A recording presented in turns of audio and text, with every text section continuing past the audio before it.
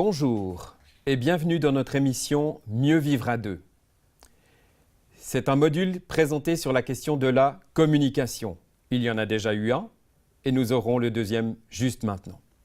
Allons droit au but. Il s'agit de trouver ou de retrouver une formidable qualité de communication au sein du couple parce qu'elle est la clé d'une vie épanouie. Alors nous allons mettre en place les conditions d'une bonne communication en se donnant un cadre de communication correcte, en choisissant de respecter les règles du jeu et en réapprenant à se donner des véritables rendez-vous. Comment ça marche? Donc, nous faisons une proposition de 3 rendez-vous différents. Vous verrez une rencontre C comme colloque, une rencontre B comme bonus et une rencontre A comme accueil. Voyons un petit peu ce que ça donne. Tout d'abord, permettez-moi de vous présenter la rencontre C comme colloque. Et nous allons mettre 4 piliers qui vont vous permettre d'élaborer ce rendez-vous. Tout d'abord, plaçons un ton et une durée, un lieu, choisissons un sujet et enfin, faisons un peu d'auto-arbitrage. Voyons ce que ça donne. Choisissez un moment approprié, pas n'importe quel moment, pas après 22 heures. N'est-ce pas, où tout le monde est fatigué, où monsieur a envie de dormir, où madame a une journée épouvantable. Ensuite, choisissez un endroit agréable. Il ne s'agit pas de se mettre justement dans la chambre à coucher. Ce n'est pas le bon endroit. Il vaudrait mieux, par exemple, pourquoi pas aller au jardin ou peut-être prendre la cuisine avec la table de la cuisine. C'est pas mal du tout. Ensuite, vous choisissez le sujet dont vous allez parler. Et faites attention, il s'agit de prendre uniquement un seul sujet. Ne mélangez pas les finances, la sexualité, la belle-mère ou d'autres choses, l'éducation des enfants. C'est juste un petit peu casse-figure comme on dit. Finalement, veillez à faire du self-arbitrage. C'est-à-dire, si la rencontre ne se passe pas très bien, alors arrêtez. Reportez le moment. Vous avez le temps. Il ne s'agit pas de faire du forcing. Et comme en principe, le temps que nous vous proposons, c'est plutôt une demi-heure et ne dépassez pas trop, alors vous pouvez reporter ce moment un petit peu plus loin, quelques jours après. Si ça se passe mal, de toute façon, il vaut mieux arrêter. Parce que c'est mieux de ne pas faire du forcing et tenter d'obtenir un résultat. Le but d'une rencontre comme le colloque, c'est finalement d'avoir plutôt un rendez-vous de qualité basé sur la relation qu'une espèce de résultat obtenu dans le forcing. Je vous présente maintenant la rencontre B comme bonus. Ici, on est dans quelque chose de complètement différent. Il y aura toujours les 4 éléments, le temps et la durée, le lieu, le sujet que l'on choisit, et puis finalement l'auto-arbitrage. Mais attention, le cadre est vraiment différent. Choisissez un endroit agréable, la maison par exemple, ou alors le restaurant, ou encore dans la nature, n'est-ce pas? Il y a des gens qui sont tellement bien quand ils vont se promener, s'asseoir sur un banc dans la forêt ou comme ça. Ou éventuellement encore dans la chambre à coucher. Et puis bien sûr, si vous voulez, bien sûr, dans une chambre d'hôtel. Alors, je vous propose cette dernière image pour vous choisir un cadre acceptable pour des moments bonus. Bien sûr, cet incontournable endroit qu'est Venise avec ses ponts magnifiques où on s'assied, on prend du bon temps. Et puis, il faut choisir une activité en fonction de son état de fatigue. Si on veut un moment de bonus bien réussi, alors voilà comment ça marche. Est-ce que vous êtes très fatigué? À ce moment-là, vous allez faire un peu de télé, un peu de farniente. Encore faut-il se mettre d'accord sur l'émission. Un peu moins fatigué, faites un jeu, écoutez un peu de musique, regardez des photos. En forme, mais sans plus, vous allez peut-être manger un petit dessert ensemble. Vous allez avoir un échange sympathique sur le canapé. Mais si vous êtes en forme, alors faites une sortie au cinéma, au concert.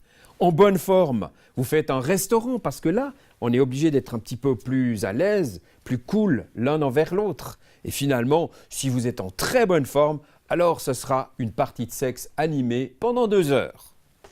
Voilà, faites attention, il ne faut pas rater la rencontre de bonus. Si vous allez au restaurant et puis que finalement, vous vous faites un petit programme style colloque, vous savez, avec une discussion musclée, ça ne va pas marcher. Ça va devenir un traquenard. Voilà madame qui a pris le temps de convoquer son mari au restaurant pour lui enfiler quelques vérités. Ça ne marche pas. Donc, pour que le bonus soit totalement réussi, il faut que ça reste cordial. Et puis, en particulier, ne prenez pas votre téléphone. J'aimerais maintenant passer à quelque chose de plus compliqué. C'est la rencontre de type A comme accueil. Celle-ci, elle est plus subtile. Vous allez retrouver les 4 éléments que j'ai déjà mentionnés, mais en plus, cette fois-ci, il faut faire attention parce qu'elle est unilatérale. En l'occurrence, on va proposer que monsieur, s'il est en pleine forme, se mette à accueillir les éléments que madame pourrait lui apporter. Alors il vient et il lui offre un moment. Il lui dit « parle, je t'écoute ». Mais alors faites bien attention parce que s'il l'écoute, il faut vraiment savoir accueillir, il faut vraiment écouter et surtout, il ne faut ni répondre ni argumenter. Ce qui fait que si c'est madame qui parle et monsieur qui écoute, monsieur va faire « ah oui, d'accord, ouais, ah oui, je t'entends bien ». Et ces moments-là durent en général un quart d'heure, 20 minutes. Parce que monsieur va simplement recevoir les informations et non pas les mettre dans son sac, mais les déposer à côté de lui. Donc finalement, restez attentif et attentionné. Et un des points principaux, c'est que quelque part, il ne doit pas y avoir la réciproque le même soir ou au même moment. Ce n'est pas tout d'un coup, on change de rôle. En réalité, si c'est monsieur qui écoute, il va rester dans son rôle d'écoutant pour cette soirée-là. Et puis une autre fois, c'est madame qui se met en position d'écoutante. Maintenant, j'aimerais voir quelques éléments pour apprendre à communiquer différemment. Tout d'abord, il y a un procédé qui est assez connu mais qui vaut la peine d'expérimenter, c'est la reformulation. Est-ce que j'ai bien entendu ce que tu as dit? Est-ce que je t'ai bien compris? Est-ce qu'il y a quelque chose que tu es en train de me dire et puis j'ai besoin encore un peu de le saisir? Ou évitez de faire des pressions, de dire « Ah, tu sais, si tu dis ça, alors ça ne va pas aller ». Ce genre de truc, ça fait complètement foirer une communication de bonne qualité. Ou encore, faites de la métacommunication. Si ça ne se passe pas très bien, eh bien, vous allez dire peut-être « tu es d'accord, on n'est pas en train de vivre quelque chose de formidable, est-ce qu'on arrête ?» Ou au contraire, est-ce qu'on peut aller plus loin? Si je pose cette question, je ne vais pas mettre l'autre en danger. Je vais lui permettre au contraire de formuler les choses, d'être en relation avec moi. Et ça, c'est de la métacommunication. Vous le faites bien quand vous téléphonez à quelqu'un, n'est-ce pas? Et puis la première question que vous posez à l'autre, si vous entendez qu'il y a un petit peu de stress, vous allez dire « Est-ce que je te dérange ?» En fait, c'est ça de la métacommunication. C'est le fait de parler de communication avant de parler du sujet. Et puis, bien sûr, vous pouvez faire des exercices du genre écouter, parler avec un objet. Je te tends, je ne sais pas, un billet ou un petit objet symbolique. C'est à toi de parler. Et puis, si finalement tu veux me rendre la parole, alors tu me rends l'objet en même temps. Ça permet aussi d'avoir un équilibre dans notre conversation. Toujours donc dans cette dimension d'apprendre à communiquer différemment, j'aimerais dire qu'il faudrait recommencer à se dire des choses positives. Finalement, on le faisait bien au début. Au début d'une relation, on se disait « Ah, t'es formidable, je t'aime comme ça, c'est extraordinaire ». Et bien maintenant, il faut recommencer à se dire ces choses-là. Parce qu'on oublie, parce qu'on aurait plutôt tendance à aller chercher un petit peu les reproches. Alors, regardez un tout petit peu ce genre de paroles que vous pourriez dire. Ah, j'aime quand tu, ou je sais que tu aimes quand je, ou encore je sais que j'éveille le désir en toi quand. Mais attention au double message, ne pas dire j'aime quand tu ne me fais pas la gueule, parce qu'en réalité, là on est en train de dire finalement je n'aime pas que tu me fasses la tête.